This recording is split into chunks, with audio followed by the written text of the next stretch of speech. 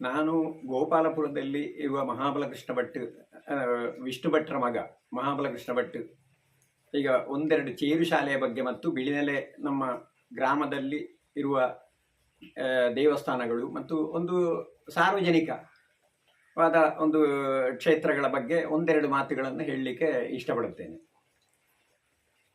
ಇಲ್ಲಿ ನಾವು 1964ನೇ ಇಸವಿಯಲ್ಲಿ ಕಾಸರಗೋಡಿಂದ ಕಾನತ್ತೂರು ಇಂದ ಮುನಿಯಂಗಳ ಅಂತ ಹೇಳುವ ಜಾಗದಿಂದ ಇಲ್ಲಿಗೆ ಬಂದವರು. ಇಲ್ಲಿ ಬಂದು ನಮ್ಮ ತಂದೆಯವರು ಈ ಊರಿನಲ್ಲಿ ಸ್ವಲ್ಪ ಸಾರ್ವಜನಿಕವಾಗಿ ಇಲ್ಲಿ ಇದು ದೇವಸ್ಥಾನಗಳು ಮತ್ತು ಸೊಸೈಟಿ, ಶಾಲೆಗಳು ಇಂಥದ್ದೆಲ್ಲ ಸ್ವಲ್ಪ ಒಳ್ಳೆ ರೀತಿಯಲ್ಲಿ ಇಲ್ಲ ಅಂತ ಹೇಳಿ ಆ ಬಗ್ಗೆ ಸ್ವಲ್ಪ ಊರವರನ್ನೆಲ್ಲ ಸೇರಿಸಿಕೊಂಡು ಒಂದು ಮೀಟಿಂಗ್ ಎಲ್ಲ ಕರೆದು ಇಲ್ಲಿ ಪ್ರಧಾನವಾಗಿ ಪಟೇಲ್ ನಾಗಣ್ಣಗೌಡರು ಆವಾಗ ಪಟೇಲರಾಗಿದ್ದರು. ಹಾಗೆ ಅವರ ಅಧ್ಯಕ್ಷತೆಯಲ್ಲಿ ಊರಿನ ಕೆಲವು ಮುಖ್ಯ ಜನಗಳನ್ನು ಕರೆದು ಒಂದು ಮೀಟಿಂಗ್ ಮಾಡಿ ಈ ಊರಲ್ಲಿ ನಾವು ಯಾವುದನ್ನೆಲ್ಲ ಮಾಡಿದರೆ ಈ ಗ್ರಾಮ ಒಳ್ಳೆಯದಾಗ್ತದೆ ಅಂತ ಹೇಳುವುದನ್ನು ಒಂದು ಸಭಾ ಕಾರ್ಯಕ್ರಮ ಮಾಡಿ ಅದನ್ನೊಂದು ಏನು ಅಂತ ಮಾಡುವ ಅಂತ ಹೇಳಿ ಅವರ ಜೊತೆಯಲ್ಲಿ ಮಾತುಕತೆ ಮಾಡಿ ಹಾಗೆ ಊರವರೆಲ್ಲ ಸೇರಿ ಒಂದು ಮಾತಾಡುವ ಅಂತ ಹೇಳಿ ವಿಷ್ಣು ಭಟ್ರೆ ಅಂತ ಹೇಳಿ ಅವರು ಪಟೇಲರು ಹೇಳಿದರು. ಹಾಗೆ ಊರಿನಲ್ಲಿರುವ ಕೆಲವು ಮುಖ್ಯ ವ್ಯಕ್ತಿಗಳನ್ನೆಲ್ಲ ಸೇರಿಸಿಕೊಂಡು ಒಂದು ಮೀಟಿಂಗ್ ಮಾಡಿ ಆಗುವಾಗ ನಮ್ಮ ಗ್ರಾಮದಲ್ಲಿ ಮೊದಲು ಗ್ರಾಮಕ್ಕೊಂದು ದೇವಸ್ಥಾನ ಇಲ್ಲಿ ಬಿಳಿನೆಲೆಯಲ್ಲಿ ಗೋಪಾಲಕೃಷ್ಣ ದೇವಸ್ಥಾನ ಅಂತ ಹೇಳುವುದು ಒಂದು ದೇವಸ್ಥಾನ ಇತ್ತು. ಆದರೆ ಅದು ಬಹಳ ಜೀರ್ಣಾವಸ್ಥೆಯಲ್ಲಿತ್ತು. ಬರೀ ಒಂದು ಮುಳ್ಳಿನ ಬಲ್ಲೆ ಒಳಗೆ ದೇವರ ಒಂದು ವಿಗ್ರಹ. ಅದಕ್ಕೊಂದು ಯಾರೋ ಭಟ್ರು ಎಲ್ಲಿಂದಲೂ ಬಂದು ಇದು ಒಂದು ಮಧ್ಯಾಹ್ನಕ್ಕೆ ಏನೋ ಒಂದು ಮಾಡಿ ಹೋಗ್ತಿದ್ರು. ಇದನ್ನೆಲ್ಲ ನೋಡಿ ಆಗುವ ತಂದೆಯವರಿಗೆ ಬಹಳ ಬೇಸರ ಆಯಿತು. ಹಾಗೆ ಇದನ್ನು ನಾವು ಮೊದಲು ಗ್ರಾಮ ದೇವಸ್ಥಾನವನ್ನು ನಾವು ಮೊದಲು ಉದ್ಧಾರ ಮಾಡಬೇಕು ಅಂತ ಹೇಳಿ ಅದಕ್ಕೆ ಪ್ರಾರಂಭ ಅಂತ ಹೇಳಿ ಶುರು ಮಾಡಿದರು. ಮತ್ತು ಇಲ್ಲಿ ಶಾಲೆ, ಸೊಸೈಟಿ ಇದೆಲ್ಲವೂ ಒಂದು ಜನರಿಗೆ ಬೇಕಾಗುವ ರೀತಿಯಲ್ಲಿರಲಿಲ್ಲ, ಇತ್ತು. ಆದರೆ ಅದು ಒಮ್ಮೆ ಕಡಬದ ಅಂಡರಿಗೆ ಹೋಗುವುದು ಅಂತ ಹೇಳುವ ಸ್ಥಿತಿಗೆ ಬಂತು. ಆವಾಗಲೂ ನಮ್ಮ ತಂದೆಯವರು ಮತ್ತು ಪಟೇಲರು ಊರವರೆಲ್ಲ ಸೇರಿ ಮಾತುಕತೆ ಮಾಡಿ ಅದನ್ನು ಹೋಗಲಿಕ್ಕೆ ಬಿಡಲಿಲ್ಲ. ಅದಕ್ಕೆ ಊರವರೆಲ್ಲ ಭತ್ತ ಆವಾಗ ಇಲ್ಲಿ ಅಡಿಕೆ ಇದೆಲ್ಲ ಇರಲಿಲ್ಲ. ಅದನ್ನು ಒಂದು ಗ್ರೈನ್ ಬ್ಯಾಂಕ್ ಅಂತ ಎಲ್ಲರೂ ಸಂಗ್ರಹ ಮಾಡಿ ಅಲ್ಲಿ ಅದನ್ನು ಇಟ್ಟು ಡೆಪಾಸಿಟ್ ಅಂತ ಇಟ್ಟು ಅದನ್ನು ಸೊಸೈಟಿಯನ್ನು ಇಲ್ಲಿಗೆ ಉಳಿಸುವ ಹಾಗೆ ಮಾಡಿದರು. ಇನ್ನೊಂದರ ಅಂಡರಿಗೆ ಹೋಗಲಿಕ್ಕೆ ಬಿಡಲಿಲ್ಲ. ಮತ್ತು ಹೈಯರ್ ಎಲಿಮೆಂಟರಿ ಶಾಲೆಯನ್ನು ಅಲ್ಲಿ ಗೋಪಾಲರಾವ್ ಮತ್ತು ದೇವಾಡಿಗರು ಅಂತ ಹೇಳಿ ಬಹಳ ಒಳ್ಳೆ ಮಾಸ್ಟರ್ಗಳು 2 ಜನ ಇದ್ದರು. ಅವರು ಇದಕ್ಕೆಲ್ಲ ಸೇರುತ್ತಿದ್ದರು. ಹಾಗೆ ಅವರ ಇದು ಸಹಕಾರದಿಂದಲೂ ಅಲ್ಲಿಯೂ ಬೇಕಷ್ಟು ಇದು ಒಳ್ಳೆಯ ಶಾಲೆ ಉನ್ನತಿಗೆ ಹೋಗುವ ಹಾಗೆ ಸುಮಾರು ಮಾಡಿದರು. ಹಾಗೆ ಊರವರೆಲ್ಲ ಸೇರಿ ಆವಾಗ ಈ ಪಂಚಾಯಿತಿಗೆ ಹೀಗಿರುವ ಇದೆಲ್ಲ ಇರಲಿಲ್ಲ. ದೊಡ್ಡ ಒಂದು ಗ್ರಾಮ ಸಭೆ ಅಂತ ಕರೆದು ಅದರಲ್ಲಿ ಒಬ್ಬರನ್ನು ಅಧ್ಯಕ್ಷರು ಅಂತ ಮಾಡ್ತಿದ್ರು. ಹಾಗೆ ಪಟೇಲರು ಮತ್ತು ಊರವರೆಲ್ಲ ಒಟ್ಟು ಸೇರಿ ವಿಷ್ಣು ಭಟ್ರನ್ನೇ ಮಾಡಬೇಕು ಅಂತ ಹೇಳಿ ನಾವೆಲ್ಲ ತೀರ್ಮಾನ ಮಾಡಿದ್ದೇವೆ ಅಂತ ಹೇಳಿ ಅವಿರೋಧ ಆಯ್ಕೆಯಲ್ಲಿ ನಮ್ಮ ತಂದೆಯವರು ಪಂಚಾಯತ್ ಅಧ್ಯಕ್ಷರಾದರು. ಹಾಗೆ ಅದು ಪ್ರತಿ ವರ್ಷವೂ ಹಾಗೇ ಆಗ್ತಿತ್ತು. ಹಾಗೆ 10 ವರ್ಷ ನಮ್ಮ ತಂದೆಯವರು ಪಂಚಾಯತ್ ಅಧ್ಯಕ್ಷರಾಗಿದ್ದರು ಬಿಳಿನೆಲೆಯ ಗ್ರಾಮ ಪಂಚಾಯತ್. ಆವಾಗ ಈಗಿನ ಹಾಗಿರುವ ವ್ಯವಸ್ಥೆಗಳೆಲ್ಲ ಇರಲಿಲ್ಲ.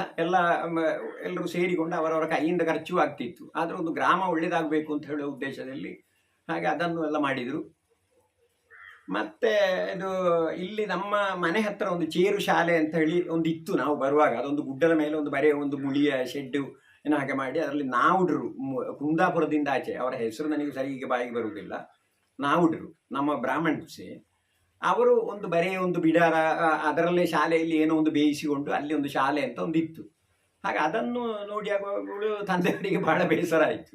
ಅದಕ್ಕೆ ಮತ್ತೆ ಪಂಚಾಯತಲ್ಲೆಲ್ಲ ಎಲ್ಲರನ್ನು ಸೇರಿಸಿಕೊಂಡು ಒಂದು ಮಾತುಕತೆ ಮಾಡಿ ಈಗ ಇರುವ ಜಾಗದಲ್ಲಿ ಅದಕ್ಕೊಂದು ಜಾಗ ಅಂತ ಮಾಡಿ ಅಲ್ಲಿ ಹೊಸ ಕಟ್ಟಡವನ್ನೇ ಒಂದು ನಿರ್ಮಾಣ ಮಾಡುವ ಅಂತ ಹೇಳಿ ಅದನ್ನು ಇದು ಪಂಚಾಯತಿಂದ ಎಷ್ಟು ಸಾಧ್ಯ ಉಂಟು ಅಷ್ಟೇ. ಆವಾಗ ಎಂತ ಇರಲಿಲ್ಲ.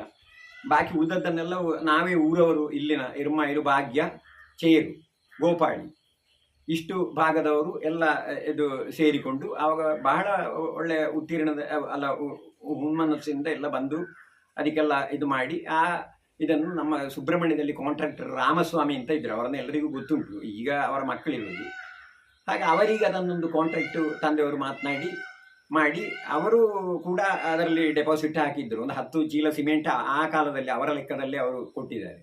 ಹಾಗೆ ಮಾಡಿ ಒಂದು ಕಟ್ಟಡ ಅಂತ ಮಾಡಿ ಅದರಲ್ಲಿ ಒಂದು ಶಾಲೆ ಉದ್ಘಾಟನೆ ಅಂತ ಮಾಡಿದ್ವಿ.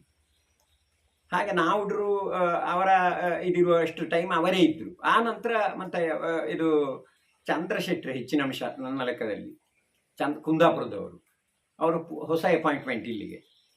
ಹಾಗೆ ಅವರು ಬಂದು ಇದು ಅವರಿಗೆ ಮದುವೆಯೂ ಆಗಿತ್ತು ಆವಾಗ ಬರುವಾಗ. ಬರೀ ಗಂಡ ಹೆಂಡತಿ 2 ಜನ ಬಂದರೆ ಈ ಕಾಡು ಊರಲ್ಲಿ ಇದು ಎಂಥದ್ದು ಅವರು ಉಳ್ಕೊಳ್ಳುವುದು ಹೇಗೆ, ಎಂತ ಮಾಡೋದು ಅಂತ ಆಯಿತು.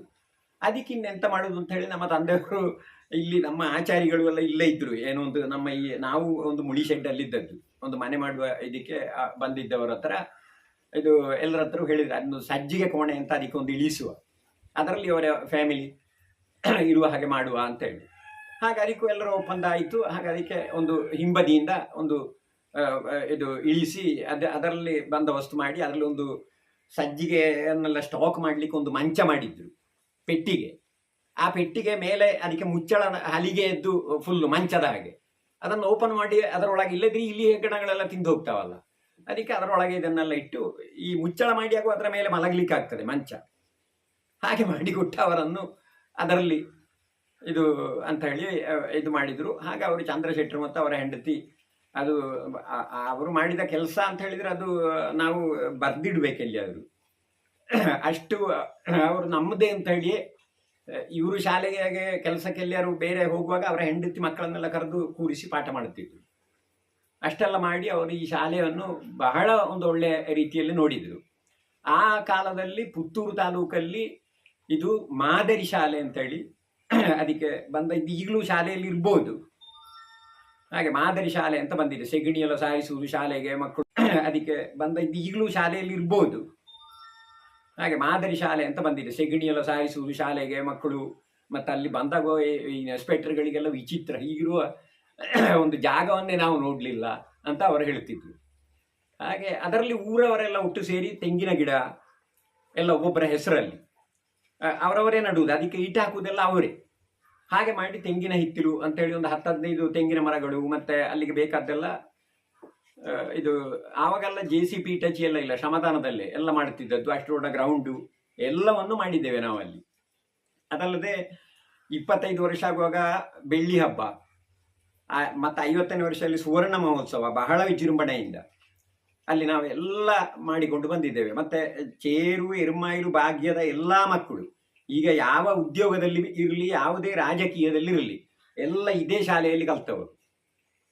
ಈಗ ವೌಡ್ಯಪ್ಪಗೌಡರು ಇರ್ಮಾಯಿಲಲ್ಲಿ, ಇಲ್ಲಿ ಚೇರಲ್ಲಿ ಸುಮಾರು ಜನ ಇದ್ದಾರೆ, ಇಂಜಿನಿಯರ್ಸು ಅವರು ಇವರು ಆದವರು.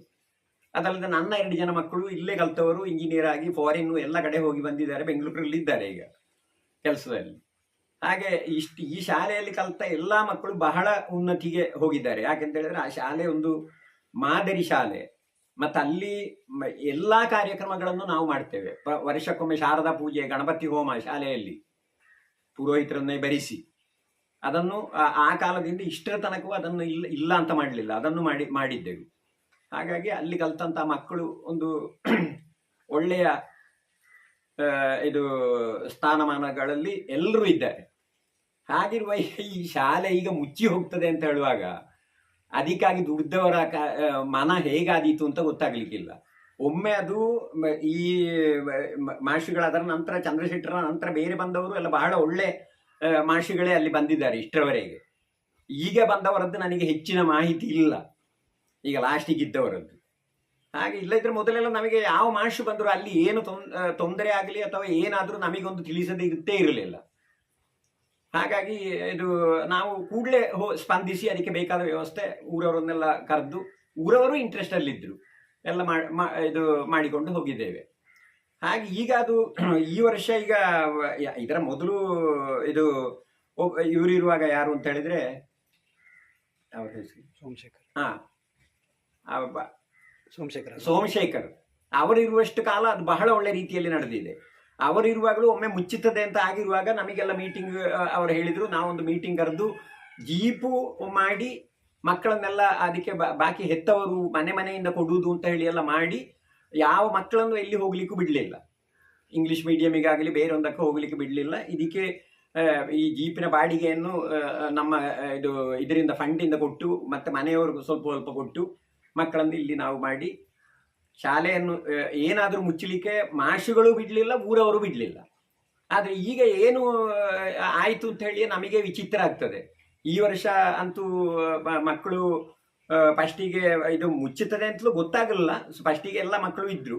ಮತ್ತು ಯಾವುದೋ ಒಂದು ದಿವಸ ನಾನು ಆಚೆ ಇದು ಹೋಗುವಾಗ ಈ ಶಾಲೆ ಮುಚ್ಚಿ ಹೋಗ್ತದಂತೆ ಎಲ್ಲ ಮಕ್ಕಳು ಬೇರೆ ಬೇರೆ ಶಾಲೆಗಳಿಗೆ. ಅದು ಒಟ್ಟು ಬಹಳ ಬೇಸರ ಆಯಿತು. ಆವಾಗ ನಮ್ಮ ಇದು ಬಿಳಿನೆಲೆ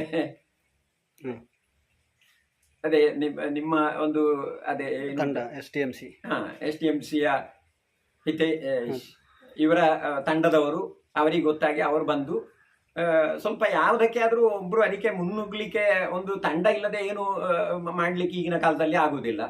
ಈ ರಾಜಕೀಯ ಅದರೆಡೆಯಲ್ಲಿ ಒಂದು ಮೊದಲಿನಾಗಿರುವ ಒಗ್ಗಟ್ಟು ಅದು ಇದು, ಒಬ್ಬ ಅದನ್ನು ಒಳ್ಳೇದು ಮಾಡಬೇಕು ಅಂತ ನೋಡಿದರೆ ಇನ್ನೊಬ್ಬ ಅದನ್ನು ಹಾಳು ಮಾಡಬೇಕು ಅಂತ ನೋಡುವವ ಈಗಿರುವ ಪರಿಸ್ಥಿತಿ ಆಗಿದೆ ಈಗಿನ ಅವಸ್ಥೆಯಲ್ಲಿ. ಆದರೆ ಅದನ್ನೆಲ್ಲ ಇದು ನಾವು ಈ ಸಾರ್ವಜನಿಕದಲ್ಲಿ ಆಗಲಿ, ಒಂದು ದೇವಸ್ಥಾನದಲ್ಲಿ, ಒಂದು ಶಾಲೆಯಲ್ಲಿ ಇದನ್ನೆಲ್ಲ ನಾವು ಯಾವುದನ್ನು ನೋಡುವುದು ನಮಗಂತೂ ಒಳ್ಳೆಯ ಒಂದು ಇಷ್ಟವಾದ ಕೆಲಸ ಅಲ್ಲ. ನಾವು ಯಾವುದನ್ನು ಅಂಥದ್ದು ನೋಡುವುದೂ ಇಲ್ಲ. ಹಾಗಾಗಿ ಇದನ್ನೀಗ ಒಂದು ಒಳ್ಳೆ ರೀತಿಯಲ್ಲಿ ನಡೆಸಬೇಕು ಅಂತ ಹೇಳಿ ಇದನ್ನು ನಾವೆಲ್ಲ ಒಟ್ಟು ಸೇರಿ, ಈಗ ಮೊನ್ನೆ ಹಳೆ ವಿದ್ಯಾರ್ಥಿಗಳು ಮತ್ತೆಲ್ಲ ಸೇರಿದರು, ಅಂತೂ ಎಲ್ಲರಿಗೂ ಒಂದು ಸಭೆ ಅಂತ ಮಾಡಿ ಅಲ್ಲಿ ಎಲ್ಲ ಒಂದು ಎಲ್ರಿಗೂ ಒಂದು ಹುಮ್ಮನಸ್ಸು ಇತ್ತು. ಅದೀಗ ಓಪನ್ ಅಂತ ಈಗ ಮಾಡಿ ಆಗಿದೆ. ಅದಕ್ಕೆ ಈಗ ಸರ್ಕಾರದಿಂದ ಒಂದು ಹ್ಯಾಂಡ್ ಬೇಕು ಅಂತ ಹೇಳಿದರೆ ಈಗ ಇನ್ನೂ ಮೀನ ಮೇಷ ಎಣಿಸ್ತಾ ಇದ್ದಾರೆ. ಈಗ ಮೊದಲು ಇದರಲ್ಲಿ ಶಾಲೆಗೆ ಮಾಸ್ಟರ್ ಒಬ್ಬರು ಅಂತ ಇರುವ ಕಾಲದಲ್ಲಿ ನಮ್ಮ ತಂದೆಯವರು ಇಲ್ಲಿಗೆ 2 ಜನ ಮಾಸ್ಟರ್ಗಳು ಸರಾಗ ಬರಬೇಕು ಅಂತೇಳಿ ಅಲ್ಲಿ ಬರಿಸಿ ಇಟ್ಟಿದ್ದಾರೆ. ರೆಕಾರ್ಡ್ ಈಗ ತೆಗೆದು ನೋಡಿದರೆ ಅಲ್ಲಿ ಇರ್ಬೋದು. ಒಮ್ಮೆ ಶಾಲೆ ಮುಚ್ಚುತ್ತದೆ ಹೀಗಾಗಿ ನಾವೇ ಬೀಗ ನಮ್ಮ ತಂದೆಯವರೇ ಊರವರೆಲ್ಲ ಒಟ್ಟು ಸೇರಿ ಹಾಕಿ AEO BO ಎಲ್ಲ ಮತ್ತೆ ಬಂದು ವಾಪಸ್ ಅದನ್ನು ನೀವು ಇಲ್ಲಿಗೆ ಬೇಕಾದಾಗಿ ವ್ಯವಸ್ಥೆ ಮಾಡುತ್ತೇವೆ ಅಂತ ಹೇಳಿ 2 ಜನ ಮಾಸ್ಟರ್ಗಳನ್ನು ಇಲ್ಲಿಗೆ ಪರ್ಮನೆಂಟ್ ಅಂತಲೇ ಇಟ್ಟಿದ್ದಾರೆ.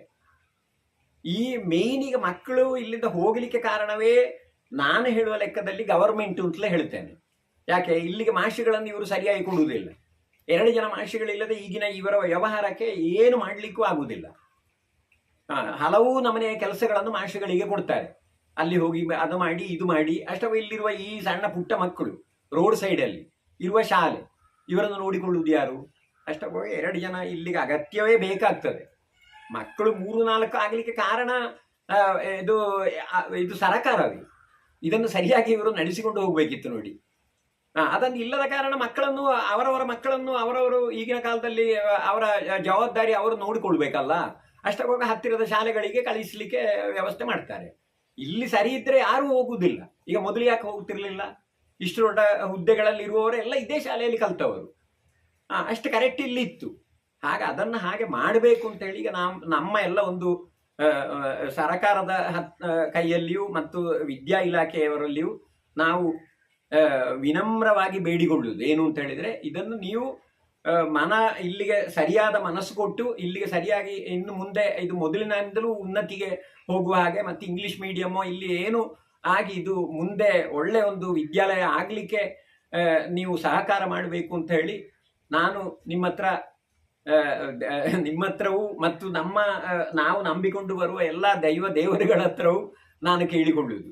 ಹಾಗಾಗಿ ನೀವು ಇದಕ್ಕೆ ಏನೊಂದು ಉದಾಸೀನವನ್ನು ಮಾಡದೆ ನಮ್ಮ ಶಾಲೆ ಒಂದು ಉಳಿಯುವ ಹಾಗೆ ಮಾಡಿಕೊಳ್ಬೇಕು ಅಂತ ಹೇಳಿ ನಾನು ನಿಮ್ಮಲ್ಲಿ ಪ್ರಾರ್ಥನೆ ಮಾಡಿ ನನ್ನ ಈ 1-2 ಮಾತನ್ನು ಮುಗಿಸ್ತೇನೆ.